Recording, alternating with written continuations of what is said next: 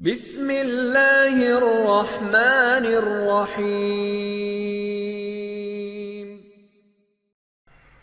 بسم اللہ الرحمن الرحیم۔ جن بہنوں کے پاس اولاد نہیں ہیں ان کے لیے ایک وظیفہ لے کے حاضر ہوا ہوں۔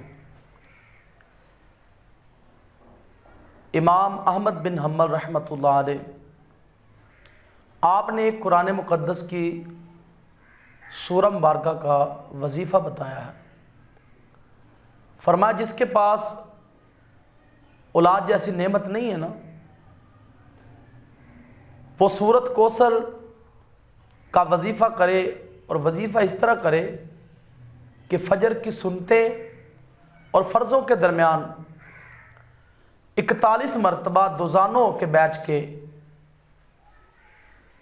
41 دن سورۃ کوثر پڑھنے سے اللہ پاک کی رحمت اور اللہ پاک کی برکت دیکھیں کہ اللہ پاک نیک نورینہ اولاد عطا فرمائے گا۔ میرے بھائیوں، اللہ پاک ہمیں عمل کی توفیق بخشے۔